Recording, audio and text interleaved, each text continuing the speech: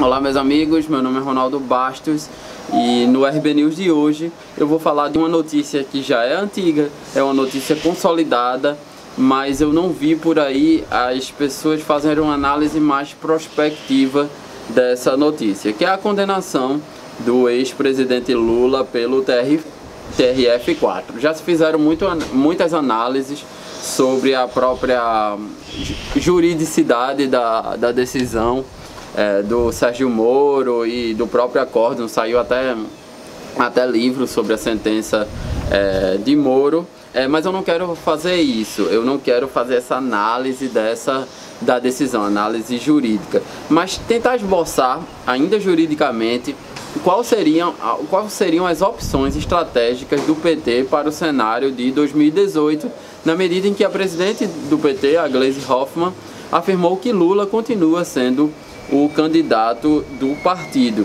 Então eu quero fazer uma análise jurídica para tentar estabelecer até onde Lula pode ir nesta candidatura, né?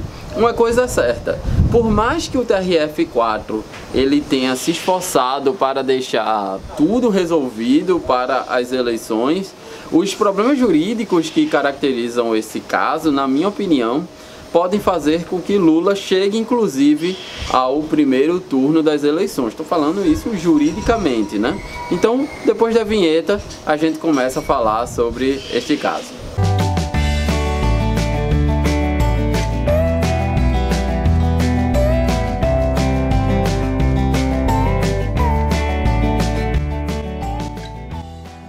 Bom, como se sabe, o registro da candidatura se dá no TSE no dia 15 de agosto. Assim, no dia seguinte ao registro da candidatura, oficialmente, os candidatos já podem agir como tal.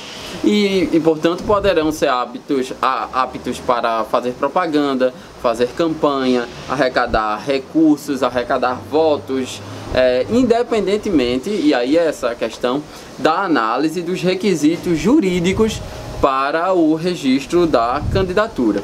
Só quando a campanha estiver rolando é que, após a publicação do registro das candidaturas, é que candidatos, coligações, partidos e até o Ministério Público Eleitoral poderão requerer a impugnação das candidaturas perante o TSE, o Tribunal Superior Eleitoral.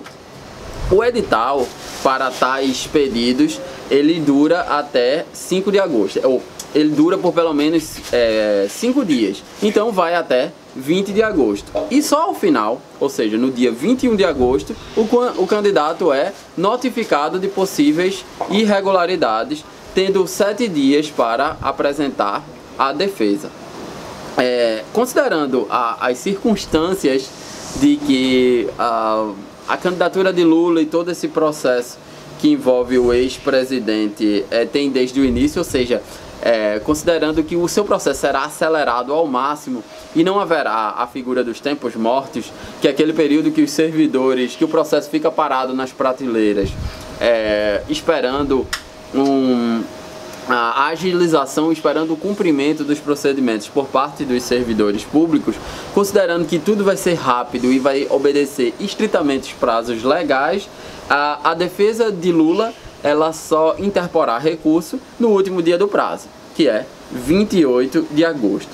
Recurso feito, abre-se vistas para as alegações finais por parte de quem porventura tenha ajuizado impugnações, com prazo de 5 dias. Aí, meus amigos, já estamos em 7 de setembro. E nesse caso, o ministro relator, ele terá 48 horas para exarar a sua decisão. Eu estimo que do momento em que abre o prazo para ele, que ele exare a decisão e disponibilize os autos para julgamento do plenário, já estejamos entre 13 e 15 de setembro. Pode ser um pouco antes, mas não é além de 15 de setembro. Então, que é a data onde o plenário irá se manifestar, né? Considerando mais uma vez as circunstâncias do caso Lula, eu estimo que a candidatura de Lula vai ser indeferida, que é a consequência imediata para quem foi condenado por corrupção e lavagem de dinheiro em segunda instância, a não ser que haja alguma liminar no STJ ou possivelmente também no STF.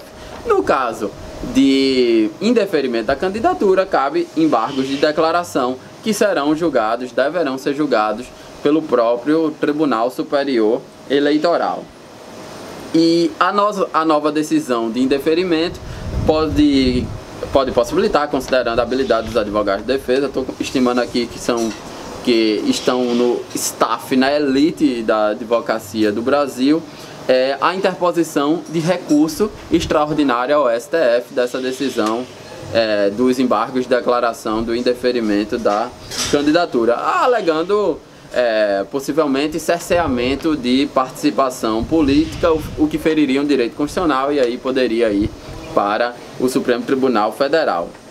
Então a defesa ela vai ter 3 dias para interpor o recurso extraordinário e, considerando a burocracia do Supremo, eu estimo com muita boa vontade que o caso estará em pauta somente após o primeiro turno das eleições. Nesse caso, Lula terá direito ao seu nome estar nas urnas com um número e tudo, porque o processo do TSE ainda não terá transitado em julgado.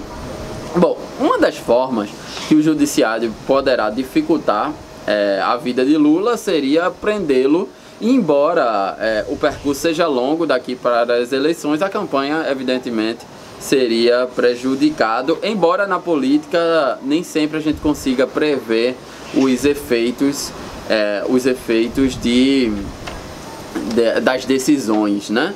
Porque, por exemplo, se você pensa que desde o primeiro grau com Sérgio Moro houve várias ilicitudes, como a liberação da conversa entre Lula e Dilma, a própria condução coercitiva do ex-presidente Lula e em outro processo relativo a ele, uma juíza ou um juiz, não me lembro, ela apreendeu o passaporte de Lula, impossibilitando que Lula fosse para um evento no exterior, acredito que na Etiópia, algo da FAO, contra a fome mundial, combate à fome mundial. Todos esses fatos não alteraram o fato de Lula ser o primeiro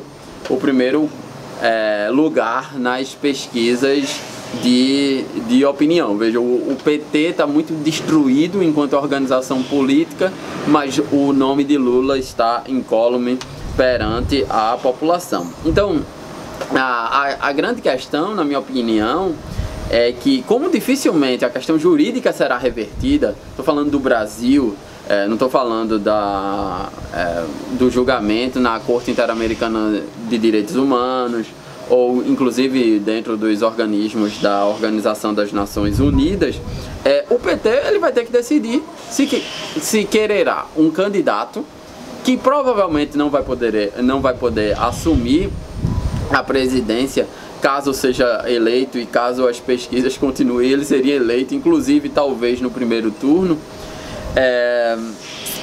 A questão é se o PT vai insistir no candidato que não vai poder assumir, ou se ele vai trocar um candidato que não tem o nome e o peso do ex-presidente Lula. Pelo que eu pude apurar, seria Haddad ou seria o Jacques Wagner.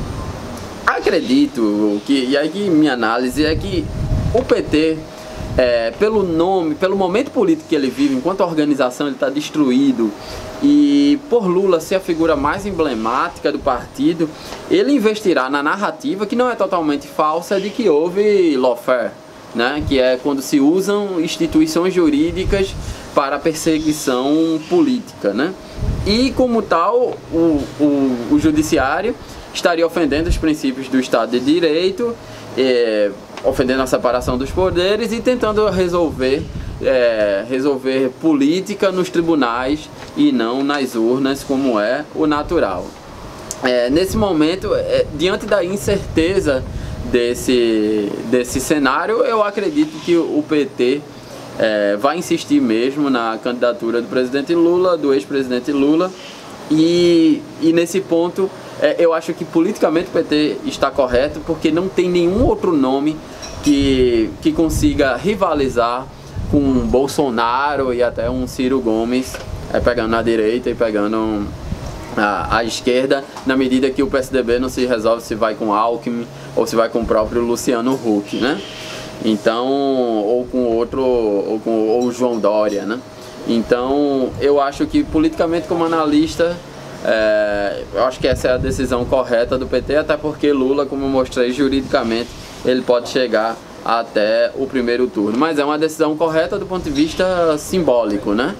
Do ponto de vista pragmático, não é uma decisão correta, porque a minha opinião é que Lula, mesmo que ele vá para o primeiro turno, seja possível que ele vá para o primeiro turno, é impossível ele assumir a presidência da República segundo as regras do Estado de Direito, salvo, claro, evidentemente, se ele conseguir uma reversão no Supremo Tribunal Federal, no Superior Tribunal de Justiça, dessa decisão do TRF4 e da decisão do TSE, o que eu acho muito improvável. Então é isso, espero que vocês tenham gostado do RB News de hoje. A gente se vê numa próxima oportunidade.